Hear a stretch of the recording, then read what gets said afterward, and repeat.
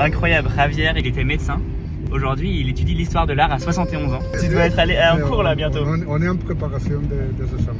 C'est mon 3e jour pour faire Séville-Paris en autostop. Ça fait 1 heure que je suis bloqué dans une station-service. Personne ne va dans la même direction que moi. Je vois un homme âgé arriver. Il a pas l'air très souriant, alors j'hésite à aller lui parler. Mais je me souviens de ce que m'a dit mon pote Marc, expert de l'autostop. Des fois, il y a peut-être des gens et tu vas dire, ah lui, c'est sûr, jamais il va me prendre. Et ben, même les gens là, il faut aller leur parler parce que tu sais jamais ce qui peut se passer, pas d'a priori. Alors je mets mes a priori de côté et je vais lui parler. Bon, j'étais en train de galérer et là je tombe sur Javier Voilà. qui m'explique que je suis dans la pire situation, en tout cas le pire Ouais. spot. Et Javier, il me dit, en plus qu'il parle français et qu'il a fait 30 000 km de stop. 3000 ou plus peut-être. Plus même encore, qu'il était jeune, il adore le stop. Ça veut pas courir toute la France.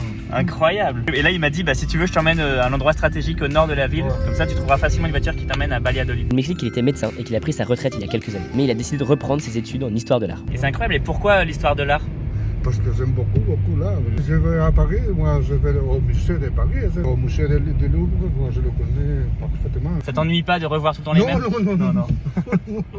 C'est comme entendre une belle musique. Vous auriez vu la passion dans ses yeux. Javier nous montre qu'il n'est jamais trop tard pour apprendre et suivre ses passions. Dire que j'ai failli ne jamais lui parler. Au final, Javier a fait 20 minutes de route juste pour m'aider et on a passé un super moment de connexion humaine. Comme quoi, quand on se défait de ses a priori et qu'on ose faire un pas vers l'autre, la vie peut nous offrir de magnifiques surprises.